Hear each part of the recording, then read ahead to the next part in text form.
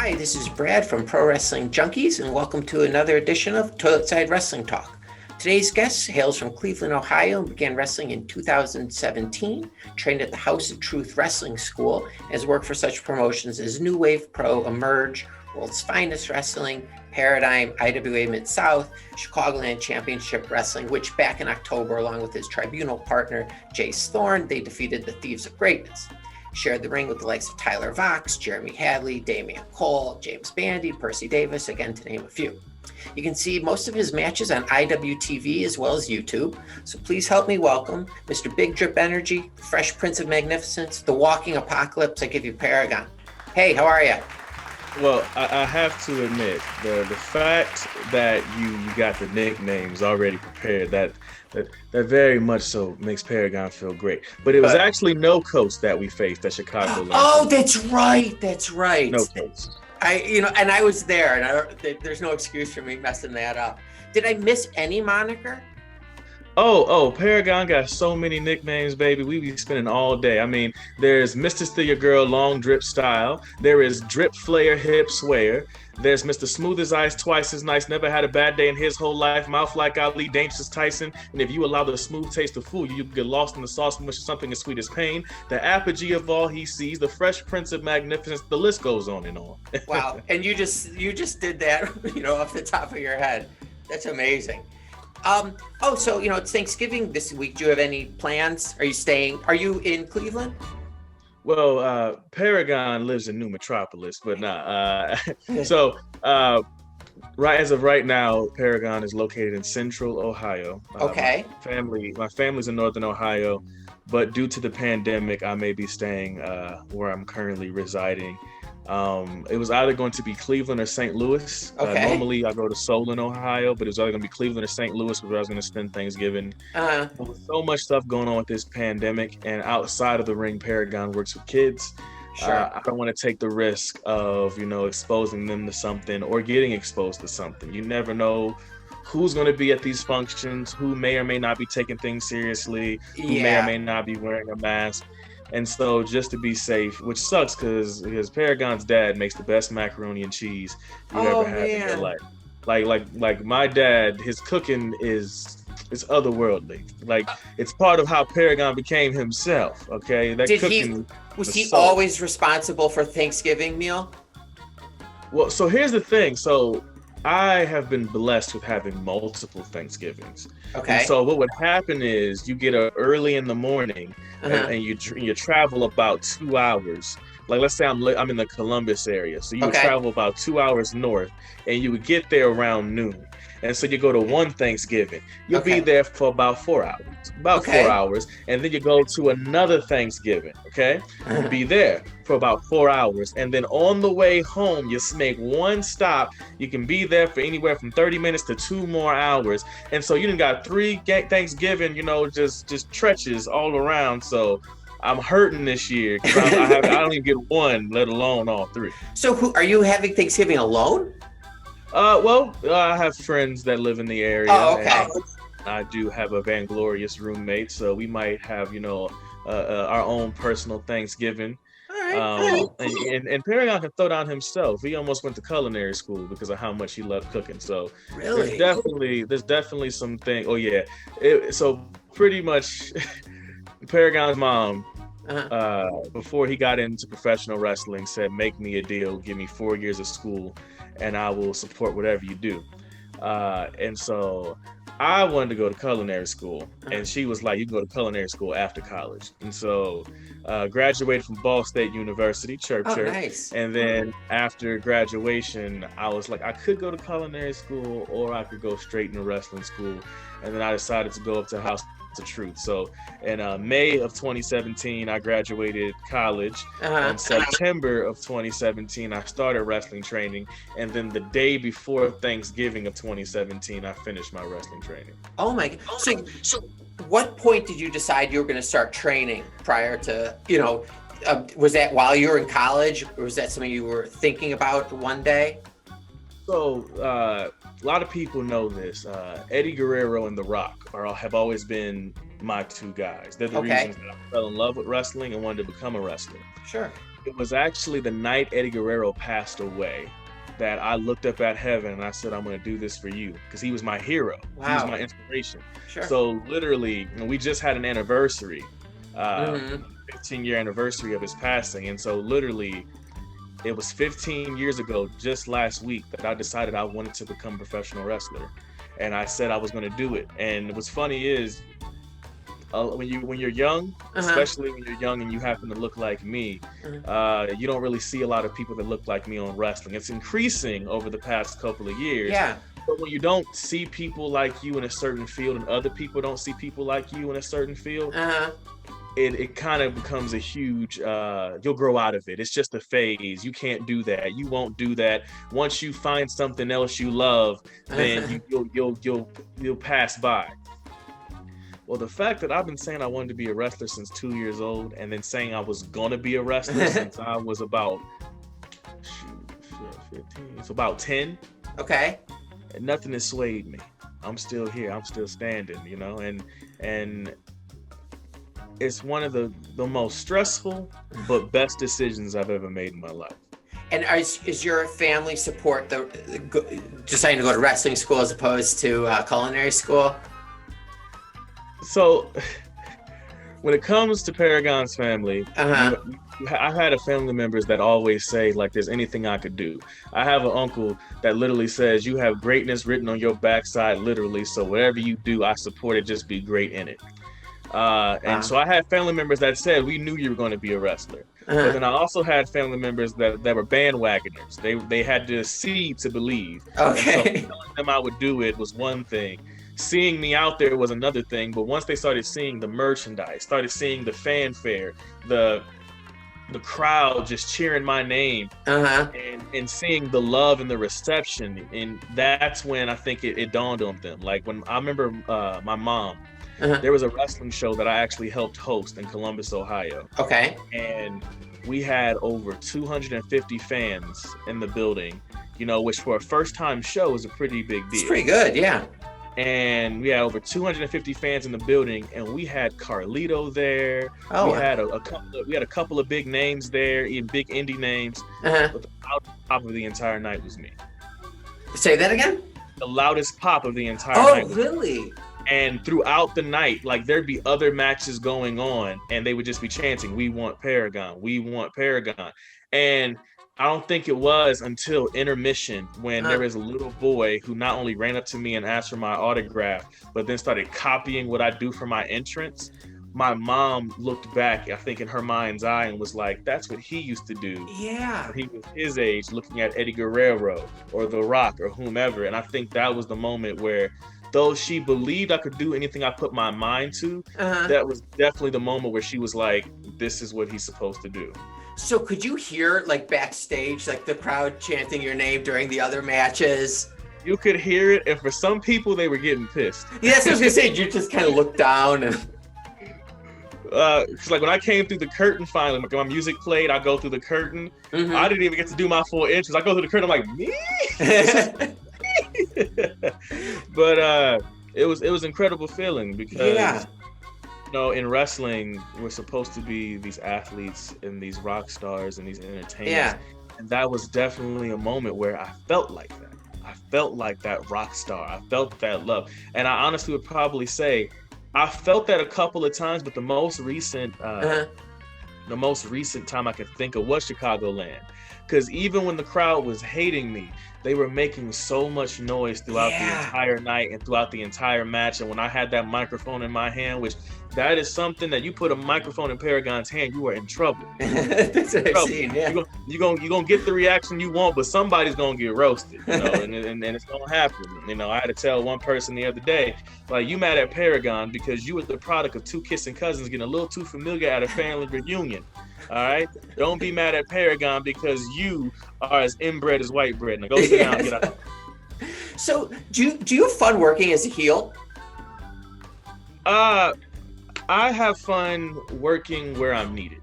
Got it. There's some places where if the promoter has an understanding of me and of their audience, then they'll know that that's somewhere I'm a hero.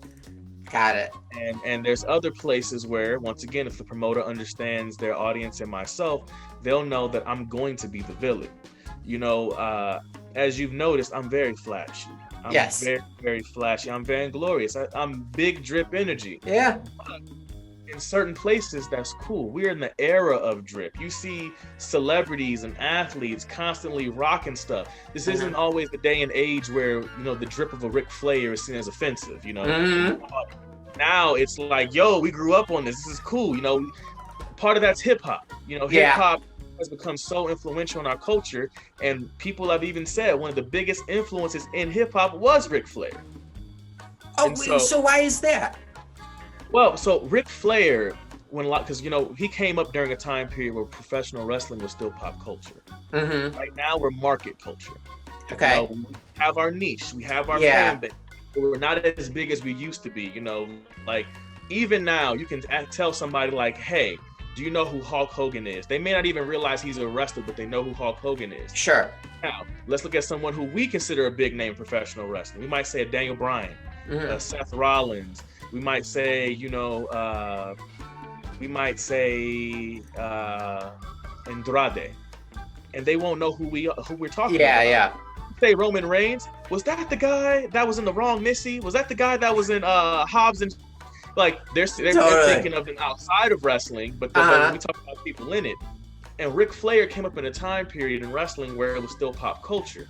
And so everybody was still watching it or knew of it. And so when you see this dude and he's coming out there and he has these flashy robes and he has on the $1,000 sunglasses and the nice Rolexes and the nice, you look at that and you're like, some people see that as a villain, but others see that as cool. A lot of people that grew up in hip hop, sadly, they grew up in rough neighborhoods. And so guy was the pimp. The cool guy was the drug dealer. And why? Because they were the one that had money. They were the one that didn't have to ask or want for anything. Yeah, they were somebody's villain, but they also were somebody's hero at the exact same time. True. And so that kind of all got embodied into a Ric Flair type. Because to some people, he's a villain, but at the same time, though, he looks like he's successful. He looks like he made it out. He looks like he was able to overcome his circumstances. And that's kind of what happens with hip hop. There's a lot of people in hip hop that even if they don't come from, you know, drugs and all that other stuff, they do come from rough areas and neighborhoods, or maybe they came from living on welfare. Maybe they came from watching their mom struggle to work 3 jobs to put the food on the table, or the dad was a truck driver, was never home. And so when they make their money, they want you to see that they made their money because they remember having to rock hand-me-downs or thrift store clothes. They remember having to, their first car was those hush puppies they were walking in because their feet were their first car. And now they can ride the Benz. Now they can, you know, rock the Armani and the Louis V and all that stuff. Yeah. Flair was a representation of that. And so because he was a bad guy for certain people, and certain areas in wrestling still have that old school traditional mentality, that type of heel works still in certain areas. That type of heel works in the Chicagoland, you know, because I'm flashy, and some of those audience members, they're still that traditional blue collar hardworking. But if I take that same Paragon and put him in Indianapolis or Columbus or Cleveland, in a big city, I got too much swag and too much drip to hate me. You want to cheer me because because you want to cheer me because I'm a rock star. I'm hip hop. I'm this. I'm that. I'm smooth. I'm swag. I'm all these things that have been deemed to be cool in a certain demographic and in a certain age group and age range. That how can you boo me? You know what? And that leads me to my next question. Your ring gear. How much thought do you put into that? Do you design it, or do you see stuff that's already pre-made? Well, that's actually a common question I get, not from podcasters. So I appreciate the fact that you asked this. Okay. I actually sketch out every single thing I have ever worn. There's only one article of gear that I have worn that I did not design, and that was from Yolanda Designs Gimmicks Gimmicks. Oh man, it is killing me that I'm forgetting the full name of her thing. But she's designed stuff for Leo Rush. She's designed stuff for Drew Gulak. She's designed stuff. When I say design, I don't mean made the gear. I mean like the sketches and stuff like that. And so I had to ask her to do something for me. And so she did what I call my first evolution.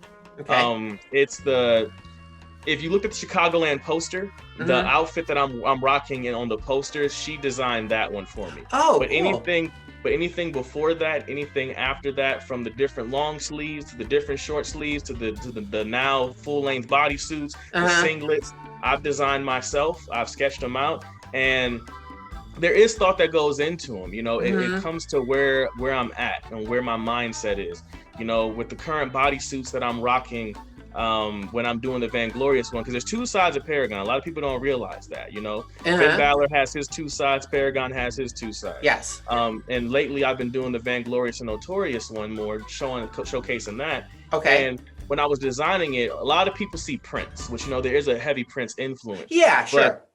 But when I was designing it, I wasn't just looking at Prince. I was looking at James Brown. I was looking at Rick James. I was looking at P-Funk, Parliament Funkadelic. Yeah, yeah. I was looking at Little Richard. I was looking at Lafayette from True Blood. I was looking at Morris Day. Like, I was looking at something that was different and that I wasn't really seeing anywhere else. And when I would see something, of how to expand upon that. Like, Too Cold Scorpio, seeing some of the full-length bodysuits he rocked, looking at Shinsuke Nakamura's current stuff, and seeing what they had and how I can make it my own original thing. So that way I'm not ripping off or copying anything. I'm borrowing from different things. Like, I made a post recently to explain to people, like, Paragon is me. He's an extension of me.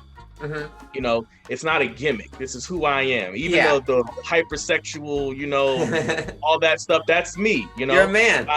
I'm pretty as Prince. I'm as entertaining as James Brown. I'm as wild as Bobby Brown. I'm as creative as Andre 3000. I'm as freaky as Rick James. Like, all of that stuff, because I grew up on that. I grew up in the music industry. Okay. That makes sense. Yeah, my mom, she used to do background vocals for many groups like Bone Thugs and Harmony, D12, cool. Nelly. Like, I got to meet so many artists via her and her best friend, who's a producer.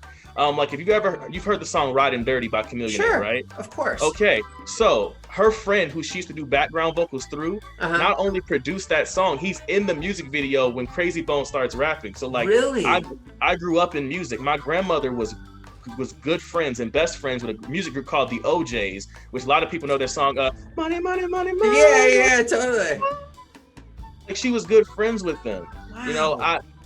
So music is honestly the biggest influence when it comes to at least this side of Paragon, because with the Walking Apocalypse side, that's my mixed martial arts, that's my education, because I was really big on history, and I was really big on, creationism. I was big on deities and learning about different things and cultures of what they believed in.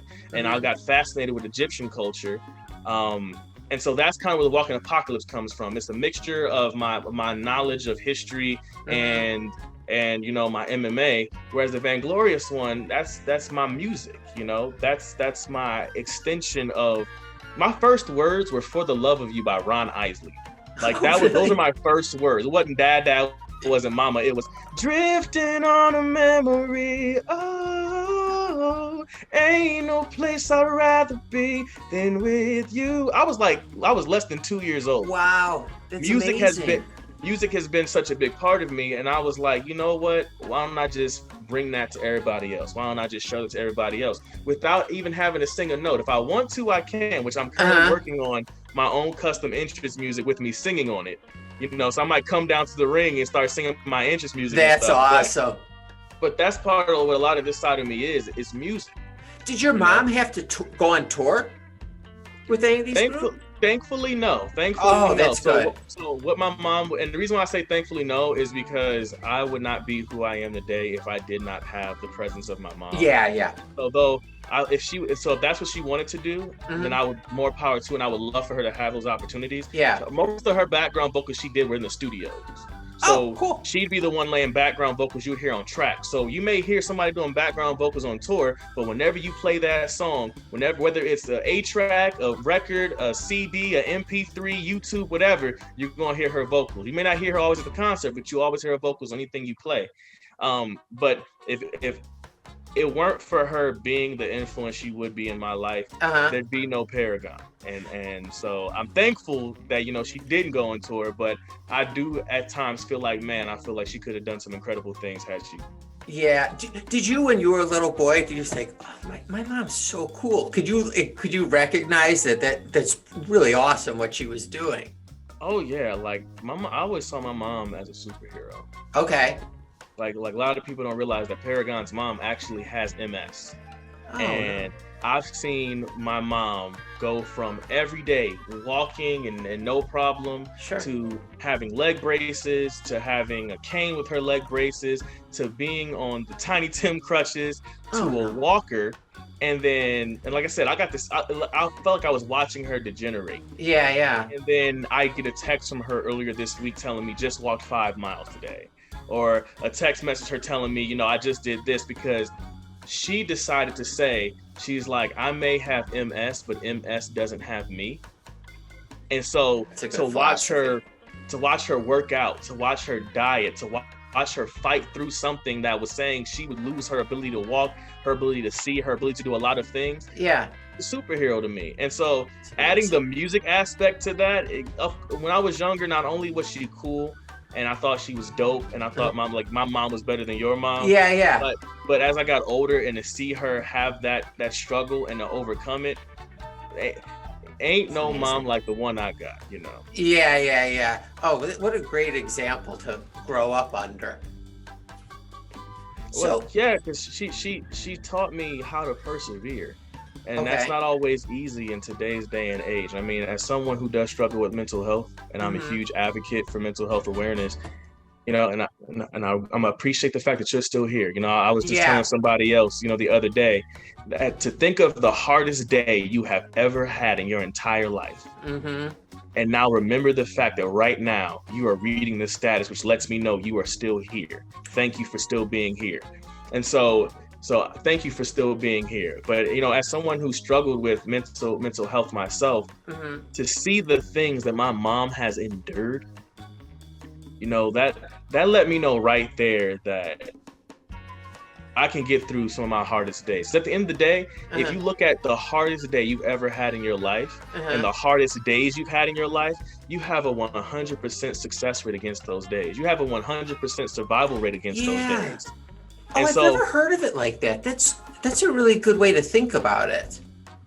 Well, yeah, because the thing is, it's like people have gone through some extremely rough stuff. I know I've seen some stuff in my lifetime that I don't think any person should have to see.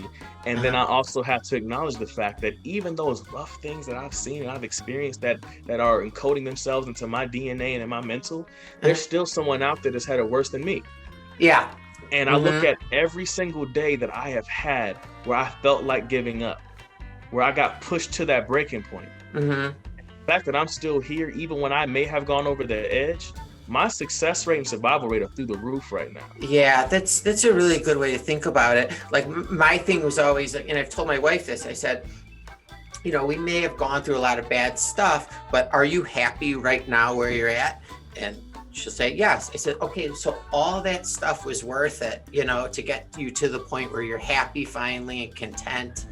I always wanted to get the, have you heard about the semicolon tattoo people get? It's in green. Well, I've always wanted to get that. I just haven't in a while. But that when I first read about the semicolon, what it meant, that really affected me. Yeah, Paragon wants to get tattoos so badly, but somebody once said, why would you put a bumper sticker on a rocket ship? But that's definitely one I would love to get. Yeah, even just like real tiny. Yeah, it's because it's so powerful, and the fact that it seems so simple and so small, but as human beings, we're so simple and we're so small. In the grand scheme of things, if you look at the universe itself, not even just our galaxy, just the universe, we're not even a speck. Yeah, we're nothing. Yet there are things to us that mean more than the universe. And so I think that tattoo, is just so powerful. And one of these days, maybe when Paragon is able to hang up his boots and pull his hair back like it is so right now. Yeah. Maybe I can say, you know what? Let me just put a little bit of a bumper sticker or two on this spaceship. Because they used to say, don't put a bumper sticker on a sports car. Well, Paragon costs more than your sports car. Paragon's pajamas right now that he's rocking right now cost more than most people's sports cars. All right. I want to go back a few years. The night before your first day at House of Truth, what were you feeling like? It was honestly so surreal. Okay. Because I had just arrived in Michigan. I was in an Airbnb. Okay. And so I'm in an Airbnb. I had just arrived in Michigan. I had no idea how I was going to pay for this Airbnb because I was like, I gotta find a job. Like, I was able to make the first couple of payments, but I was like, I gotta find a job up here. I gotta do this. Yeah. I knew no one in the area, so I had no family, had no friends, and all I could think about is I'm ready. Okay. It was this moment of I have every reason to be nervous. I have every reason to be scared. I have every reason to not be okay with what's going on.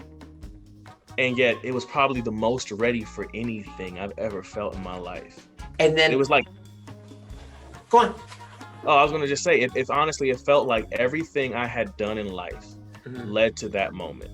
From heartaches and heartbreaks to disappointments to successes to roads less traveled to roads many have traveled to a domino effect to the butterfly effect. Every single thing that had ever happened in my entire life, it felt like in this moment, it led to this. And when I close my eyes and I open them up again, this will be the first day of the rest of my life. Yeah.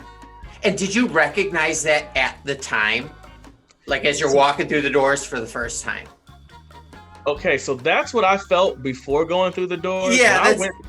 When I went through the doors, everything, I was like, oh my God, I'm here. Had you ever been inside of a wrestling ring before? I had been inside of a wrestling ring as a fan. Okay. Because before I got into the wrestling business, I made friends with a bunch of independent wrestlers. Like Congo Kong, I got to become friends with him before I stepped foot in the ring. A friend of mine named Justin Myers, and he's now a retired wrestler, but his name was Karn Alexander. I got to become friends and befriend a bunch of independent wrestlers along the way. Okay. And so I got to get some ring time in a matter of feeling what the first bump feels like and how the ropes feel, how high the ring is. Yeah. But I will say, before I got in the ring, the best experience I had, I actually reached out to a couple of professional wrestlers that were on TV. Okay. At this point, Keith Lee was in ROH, so he wasn't even in NXT yet. Okay. And so I reached out to Keith Lee, I reached out to Shane Taylor, I reached out to Silas Young, and I reached out to Ezekiel Jackson. Okay. And pretty much I gave them the same spiel. I'm like, I'm about to start my journey in professional wrestling. Are there any pointers or tips you can give me going into it? And I also reached out to Shad Gaspard, RIP. Yeah. That one kind of, his passing kind of hurt. Yeah, I bet. But I will say, and ironically enough, he was probably the advice that was the simplest, it was the shortest, and yet it was the most impactful. What did he say? Make sure you want it, and then always remember why you want it. Oh, okay. And at first I was like, what? Until I took my very first bump. And then you realized? I realized exactly what he was saying, because there were so many days in practice where my back was sore from hitting ropes and taking bumps. There were times where I got hurt because I was training with someone who wasn't being safe and didn't protect me. And I never once wanted to stop. I never once wanted to quit. And what he was saying is like, remember why you want this every single day.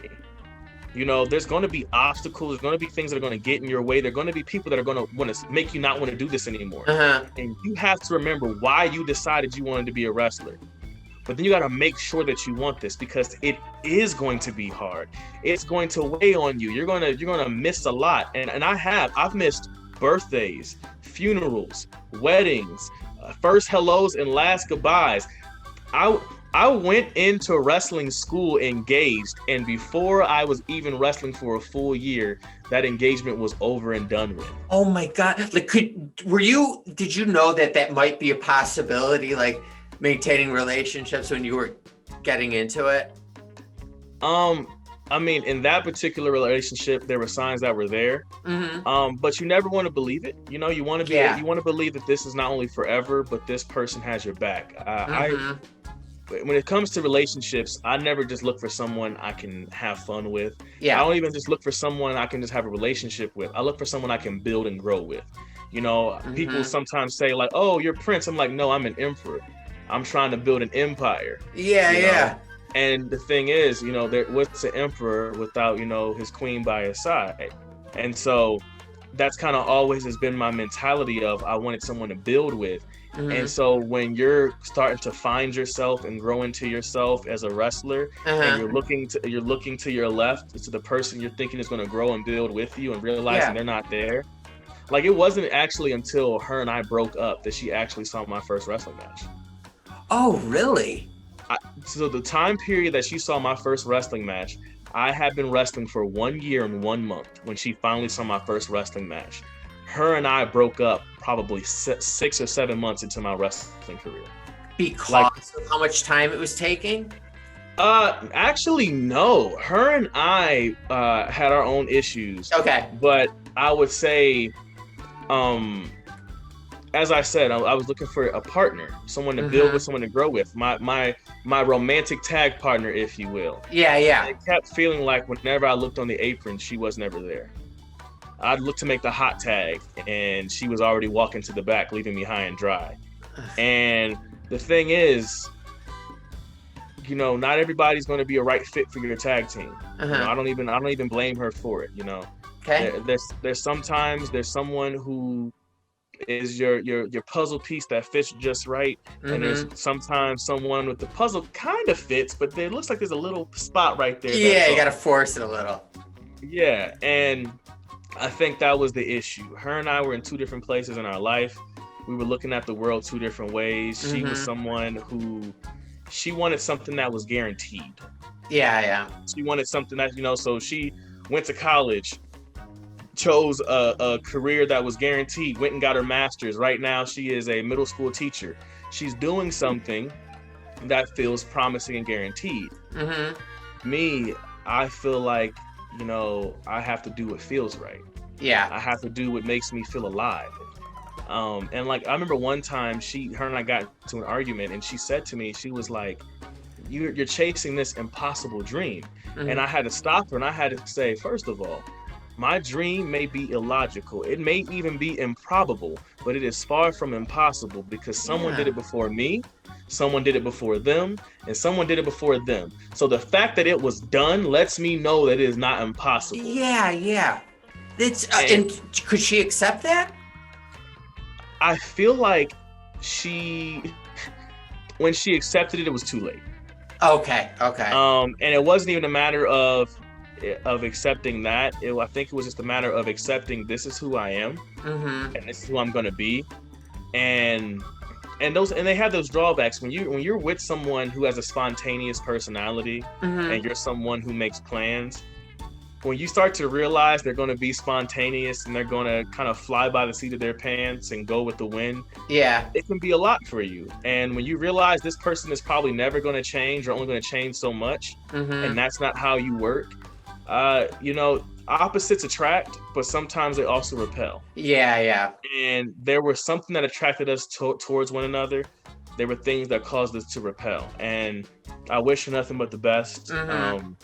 Because I got to meet some amazing women along the way. I got to be vainglorious and notorious along the way. Enjoy that. And honestly, I mean, it took that heartbreak and that to also help me learn about myself, because it let me know how much this business meant to me.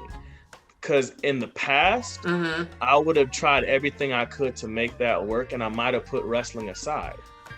And I had to come to the realization of, I want this so bad. If I have to sacrifice someone who I got down on one knee for. Because because part of me also feels like, it's one thing if you sacrifice your dreams, but no one should make you feel like you have to sacrifice your dreams. Agreed. And I feel like that's kind of what the issue was with her and I. And I looked at it this way: if I have to sacrifice my dreams for you, it's not the right fit. If I want to sacrifice my dreams for you, that's a different story. And right now, I'm not sacrificing anything. I mean, I make sacrifices for this dream, but it's one thing to reach a compromise, and it's another thing to compromise yourself. I decided after that situation ended, Paragon was no longer compromising himself because he had too much that he was fighting for and too much he had worked for. Yeah, that makes total sense. So is one of the hardest things being a pro wrestler is maintaining relationships? The hardest thing about being a pro wrestler is being a pro wrestler. The physicality. But when I say that, this business, as beautiful as it is ugly. Okay, can you tell me the ugly side? Oh, definitely. I mean, okay. I'm sure you heard of the speaking out movement. Yes. When that came out, that hurt. And the reason why it hurt was because there were people who I befriended, people who I allowed to stay in my house, people who I gave a bed to, people who I called family. And so to see their names on that list of people and list of hashtags, and to see so many people verify stories, it hurt, because you never want to think someone you care about is like that. Could be like that, yeah. And it especially hurts when it's someone who knows your story. I am somebody who is a survivor of assault and abuse. So to hear people who know my story and to know that's something that they actively were doing or had done, that hurt me to my core. Yeah. And that's just one example. I mean, this business, there's people who will call you a friend, will call you family, and they're using you. There's something from you they want. And once they get it from you, they'll cast you aside. I've had wrestlers, bookers, promoters, all use me to get something they wanted from me and then cast me aside. But put everything under the guise of we're a team, we're a family, we are family, we're friends, I got your back. And then when everything was said and done, they were nowhere to be found. So do you like recognize it in the moment? Like someone who's like that, who's going to use you and then drop you? Honestly, it's hard to recognize because, in wrestling, there's this thing called selling, and there's some people that are just really good at selling. Oh, okay. There's some people that are really good at selling, and they're really good at making you believe what they're spitting out. Yeah. It honestly, it causes you to put your guard up, and it causes you to be selfish. And that was something I always didn't want to be in this business. When I got into the business, my mindset was, I want us all to eat. I want us all to be able not only to just go home with money in our envelope, but nice size money. I want us to put so many butts in seats that whatever our rate was has been multiplied. Yeah. I wanted us to go back to the ways where when the territory still existed, and there were guys who their job was professional wrestler, and when you asked them what their job was, they said professional wrestler because they wrestled 5 times in 1 week. Yeah. And each time they wrestled, they made $500. And so this person a week is bringing home $2,500. Like, that's what I wanted. And I wanted to do what I could to bring that back into the business. But people are so selfish in this business and so manipulative that there's a reason we can't go back to that. But there's also a reason that a lot of people start off with that mindset and it disappears. Because you start off with the mindset of, I want us all to eat. And then you get the mindset of, you know what? I'm going to eat first. As you know, I'm a part of the tribunal. We are no longer the tribunal. Oh, really? We have now become the heads of the table. Oh, when did this happen? It was actually supposed to be announced at Chicagoland. Oh, okay. But when the big man couldn't make it, we decided to hold off. But Yeah, we were the heads of the table, and we were the tribunal. We were the judge, jury, and execution of professional wrestling. We were trying to pretty much anything we saw wrong with professional wrestling, we were trying to wipe out and eradicate. Mm-hmm. And then we realized that we have been passed over, we have been overlooked, we have been lied to, we've been manipulated, we've been used. We have literally begged for seats at tables that we built. Yeah. Oh, there have been multiple companies that we built that table that people are eating off of, and yet we're still trying to get a seat. We're still trying to earn our place. Mm-hmm. And we thought to ourselves, not anymore. Like I told you earlier, we used to want to allow everybody to eat. We wanted everyone to eat. But now that we're the heads of the table, we've decided that you don't get to eat until we say you do, and that's once we eat first. And if you don't like it, sit your behind at the kiddie table. Does anyone push back on that? Oh, people try to push back, but push back if you want to, you're gonna get put down. Yeah. We decided that we're not asking for anything anymore. Mm-hmm. Why ask for what's already yours? And if they don't realize it's already ours, they're gonna find out. Yeah. We're taking it. It's no more asking.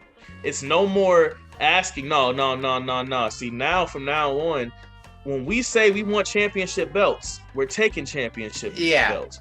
When we say we don't like this dude, get him out of here, either you put him out of here or we gonna put him out of there. But one of these ways you're gonna like and the other one you're not going to. You say we the main event. I mean, just last weekend we were at WTF. Okay. We are all three. We do the free birds rule. Mm-hmm. We are the tag team champions of WTF. Okay. We walked in tag team champions. We walked out tag team and US champions. Really? So was just one match? So they had a tag team match where they defended the tag team titles against Warhorse. Okay. Now, Jace Thorne and I are the ones that won the tag titles. Chris Moore and I are the ones that mostly defended those tag titles. Okay. But they faced Warhorse. They beat Warhorse. In the opening match, I was the number one contender for the U.S. title. Okay. The U.S. champion had to vacate the title. When the U.S. champion had to vacate the title, I was like, well, who am I facing for? Because I'm the number one contender, so yeah. It is what it is. And after the title got vacated, they put me in a match with somebody. He lost. We walk in champions. We walk out champions with another title. And then on top of that, Paragon was the opening match and the main event. Oh, cool. Because in the main event, it was Chuckles the Clown King, Brian Pillman Jr., myself, and Dale Patricks against Jeremy Hadley's group of misfits, whatever it's called. They ain't my president. But anyway, we walked out victors. And currently, Paragon is the only person on the WTF roster that is undefeated in both tag and singles action. Oh, that's really cool. So, Hun, when you guys got the belts, do you go out and celebrate afterwards? Oh, most definitely. We actually are starting this thing where we're about to get our own championship, and we award the championship to the match of the night. Oh, that's a great idea. And so whoever has the match of the night, they get the championship. And so we go out to eat, we go out to drink, we go out to do whatever. The person with the championship doesn't have to pay for their food. Oh, really? Oh, that's awesome. Well, either food or gas. It depends on where we're at. Like if we go into get some hibachi at Benihana or something like that, about to spend some real money. And I'm like, I'll not do gas tonight. I'll pay for my food, but y'all doing gas. Yeah. But, that's amazing. Do you ever take your belt out in public? So as I told you earlier, I work with kids. Yeah. And so what I'll do is, I'll bring my championship to my students and I'll let them see it. So not only can they see, success and that, this is something that you can strive for and accomplish, but also they can see I'm a champion. So you act up. I'm beating people up for a living. I'm the champion of beating people up. Yeah, totally. So y'all better calm down before we play dodgeball today and you lose. Oh God, they must look up to you. Jeez. Like you were saying, as a superhero. Oh, I have so much fun with my students. They get mad though because they'll want to play games that I don't lose in, and then get mad. Like they'll want to play Monopoly. I've in my entire life I've been playing Monopoly since I was 5 years old, and I've only lost twice in my entire life. Oh my God! And that came, I want to say, like in probably last year, so in 2019, either 2019 or like the end of 2018 was the first time I had ever lost a game in Monopoly. You know, so crazy. I was 5 years old playing against adults and still winning. You know, and so my students are like, "You're too good at this game." Yeah. Do you like Monopoly, or are you just good at it? Oh no, I love Monopoly. Oh, okay. To me, Monopoly is a game about strategy because one, you got to use wits. It's the art of the deal. You know, I get my $1 Million Man on. I'll be like, I'll make a deal with you, and they'll be like, uh oh, here we go. And I'm like, okay, you buy this property for me, right? And if you buy this property for me, if I land on this property, I'll give the property to you. We'll swap properties. Since my property is more expensive than yours, okay? Whenever you land on that property, you pay nothing. When I land on your properties, I only pay 2 houses max. If you heard what I said though, whenever you land on this property, you pay nothing. If I own the other 2 properties and they have hotels on them, you're paying full price. And your property is already less than mine. That is really funny. So I got a question for you. What's the biggest expense as being a pro wrestler?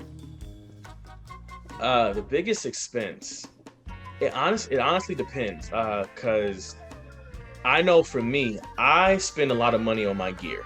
To me, having professional gear, multiple pairs of gear, it's very important, you know. And on top of that, I try not to wear my gear more than twice if I can help it. Oh, really? Wow. I'll put it like this: from the month of July to the month of October, I never wore the same gear twice.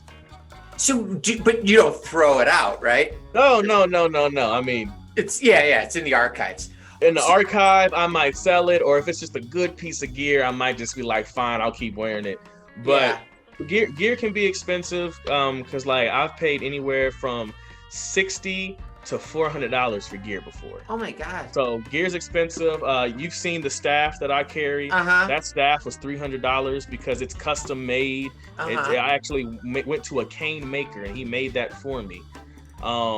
So like that can be expensive, but I'm gonna be honest with you, the most expensive thing for a professional wrestler, in my opinion, is gas. The reason why I say that is because a lot of promotions, they don't want to pay you what you're either worth or what you need or what you whatever. Yeah. And so let's say it to fill up your gas tank one way there and one way back is $40. Okay. If you're lucky, they'll pay you $40. If you're not lucky, they'll give you a $20. Oh, so do you know going in how much you're getting paid? Oh, most definitely. Okay. And like the higher up you are on the card and the more well known you are, the more you're able to ask for. I've been on shows with dudes that went into the building and they walked out with $800 before even doing merchandise sales. Oh, really? Wow. Oh yeah, I was on a show with one guy, and to do the show, it was $850 was his rate, and he made $575 on merchandise. Can you do this full time, or would you want to do it full time? The goal is to do it full time. As of right now, I need to get a little bit more money in my envelope. Yeah. But also, it's not just that. My thing is security. Right now with my job, I have health insurance. So if something happens to me in the ring, I'm covered. Yeah. If I do this full time, if I end up paying for health insurance, I'm gonna have to pay a lot of money without having a job. You know, premiums are crazy, especially nowadays. So it's just it comes down to there's a risk with everything you do. If you do this full time, you increase the chances of being seen and getting at new areas and making a bigger name for yourself. But if you get hurt, you increase the medical bills or not being able to wrestle and stuff like that. If you have a day job, or because like I'm on salary, so Paragon's sitting pretty. Nice. But here's the issue with that. My salary job demands a lot of me. And so when I would like to take off a week to do the gathering, Yeah. or the collective, or to go to North Carolina and WrestleFest and WrestleCon and stuff like that, I got to use so much PTO or vacation or sick time God. just to do that. And then you got to consider, well, what if something happens, What if someone passes away and you don't get bereavement because your job doesn't deem that, bereavement work? Yeah. Or what if, you get sick and you can't go to work? You don't have the PTO, you don't have the whatever, so they take it out your check now. And so you have to be cautious as to what you do when it comes to stuff. But you also got to understand that you don't get as many eyes on you doing that day job. But you don't have as much security being full time. And so it's kind of that balance of just doing what you can to keep putting yourself out there, keep making a name for yourself, keep going to tryouts, and not allowing anything to deter you. Do you ever? Because Go on. What were you saying? Do you ever or would you ever want to travel out of the country to perform? Oh, well, before COVID happened, I was supposed to go to the UK, Canada, and Mexico. Oh, COVID God. shut that down. Yeah, I imagine. Oh, that stinks. I told a lot of people at the end of 2019, 2020 was going to be the year of Paragon, and it was supposed to be. Yeah. There was a company in Florida that I was supposed to be working for every single month from March until November. I was supposed to debut in California, Missouri, Mississippi, Alabama, New Jersey, New York, North Carolina, Canada. There were so many places I was supposed to debut this year. And debuting in those places and getting my name out there, that was going to raise my stock. Sure. And COVID shut that down. Now, thankfully, the great powers that be of Chicagoland Championship Wrestling are going to help amend some of those things and, allow Paragon to bless the world with his vaingloriousness, because he will be the world's salvation. It still sucks because it feels like I'm having to start all over again. I went from my foot is in the door to Scorpion said, "Get over here," and pulled me backwards. And now I defeated Scorpion, but he put me through a hell of a fight. And so now I got to crawl my way back to the door, try to force it open. So do you have stuff? Can you even make bookings for 2021 yet, or? I already have bookings for 2021. So are you just the issue? The issue is they're tentative. And that's what I mean. Yeah, because COVID stuff. And so it's like I have something in January, something in February, something in April. I have something in July, June, and October already. But with saying that, though, we don't know what this world is doing. And from what I've experienced is when all these shutdowns and stuff like this happens, it pushes everything one show back. Okay. And so let's say we get shut down from now until February, right? But there's a company that's supposed to have a show December, January, and February. And so now the March show is the December show. Got it. Oh, so everything's pushed back. Everything gets pushed back. So 2022 is probably the year that everything gets normal again, hopefully. True. All right. I have a ton more questions, but I'm going to save them for a part 2 if you're ever up for that. Oh, most definitely. Oh, cool. Because this has been very enlightening. Can I ask you 5 non-wrestling related yes or no questions?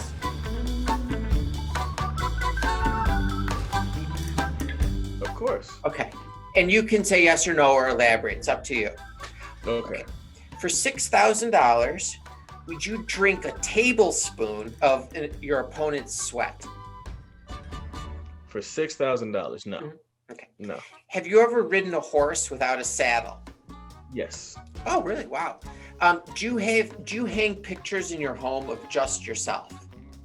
If you count paintings of me and merchandise, then yes. Okay, I don't count those. That's completely fine. Okay. Have you ever eaten something that wasn't food or medicine? I have eaten a worm. I was camping and they were showing us that if you were stuck in the wilderness with no food, these are things that you can eat. So I ate a worm, and I also ate ants, which ants taste like lemon heads.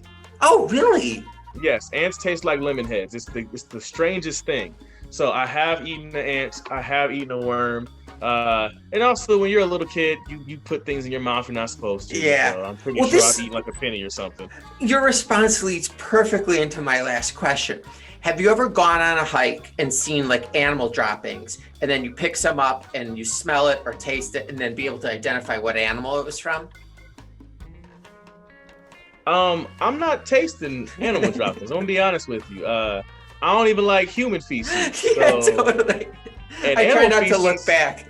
Yeah, animal feces smells worse than human. Like, now, I will say this: I feel like there's ways to tell animal droppings without having to pick it up and taste it. Yeah. Like, for instance, canines. Their poop tends to have a certain, which my friend makes me laugh. It has like a Vienna sausageness about it. Where bear poop more looks like deformed, like custard. Like there's no swirl. It's just clump. The reason why I know this is because I went fishing one time, and apparently they did not tell me there were bears in the area. And when we saw the poop, they were like, "That's bear poop. Let go." Yeah, so totally. Oh my God. Okay, well, thank you for answering those. When are you wrestling next? As of right now, my next match isn't going to be until 2021. Okay, are you working the Chicagoland Championship Wrestling show in April?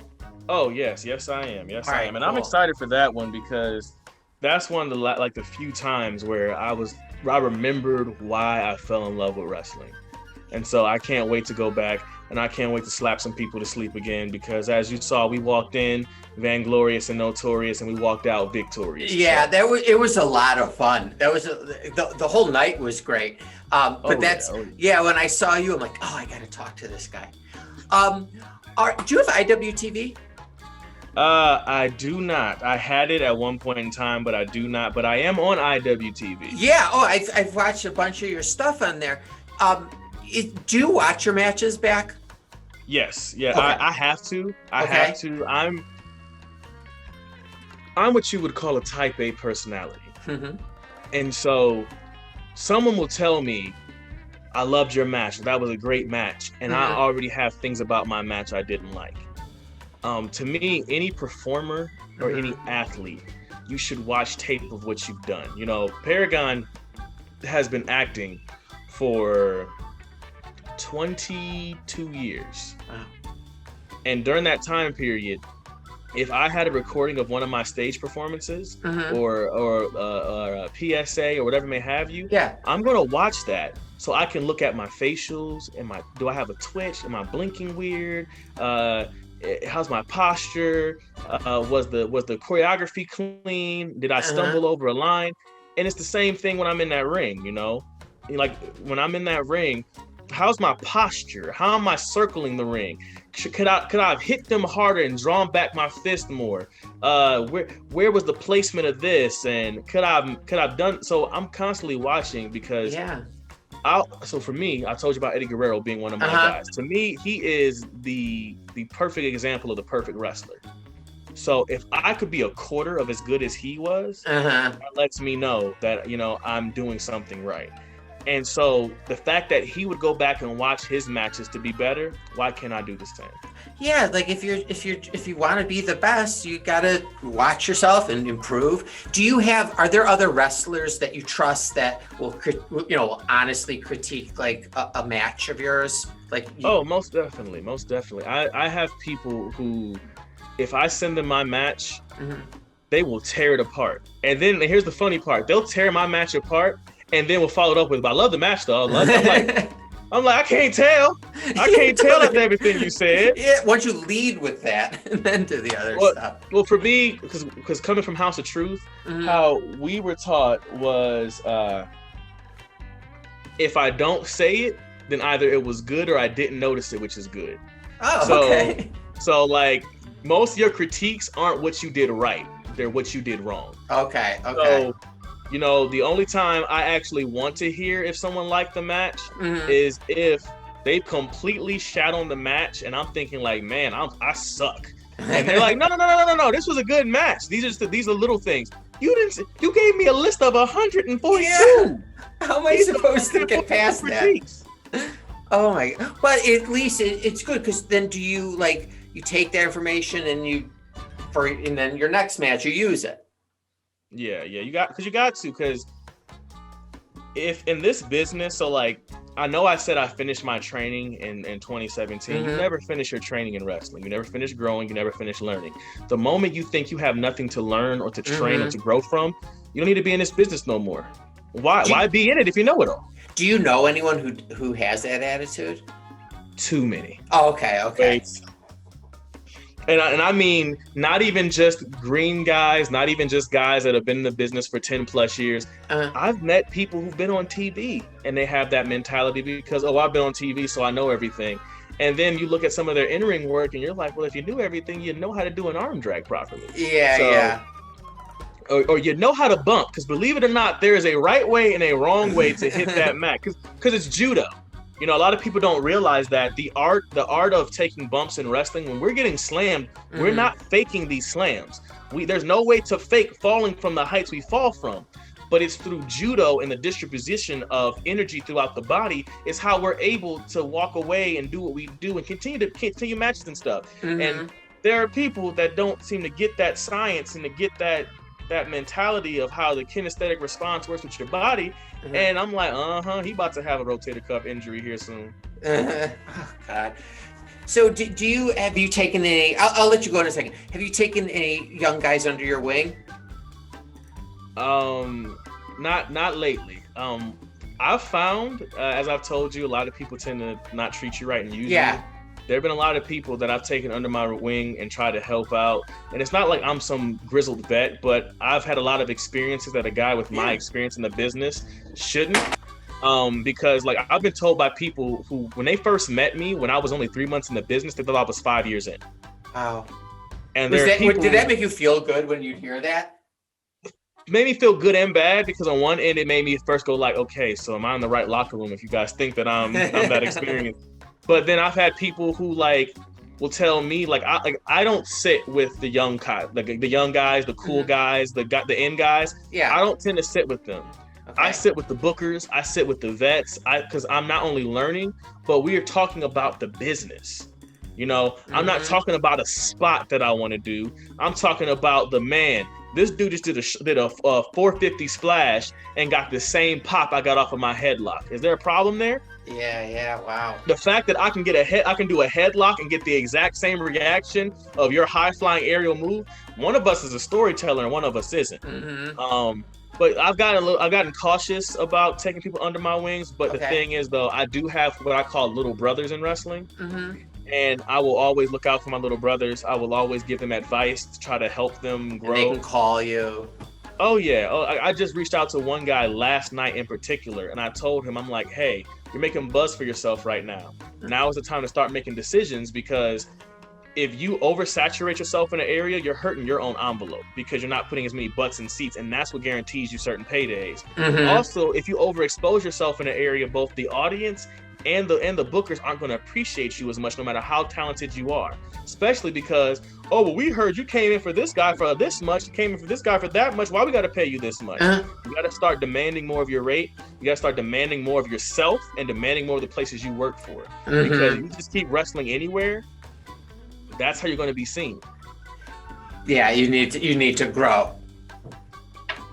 Yeah, we got to do this part 2, because I'm having fun talking with you. You have no idea how many more questions I have, and if I keep going further, my wife won't talk to me the rest of the day, which is actually a plus. But I didn't say. He said that. I ain't comment. I'm just. She brings the money in, so I have to be very delicate of what I say and do. Thank you so much. Definitely would love to have you on again. And I look forward to seeing your ring gear in April when I come for the Chicagoland show. Because I got some new stuff on the way, baby. Okay, cool. And I watch IWTV every day, so I'll keep an eye on what's going on leading up to April. Right on, right on. And you know what? Yeah. I know we've been trying to make this happen for 3 weeks now. Uh-huh. If you have time this week to do a part 2, uh-huh, and we can pump out the part 1 and part 2, let me know. You want to do Friday? Shoot, I may be able to do tomorrow if you can. All right, cool. Let me check myself, and I'll DM you later for sure. All right, brother. I appreciate you. Thank you so much. I am really grateful, and we'll talk again very soon. Right on. Sounds good. Take care. You too. All right.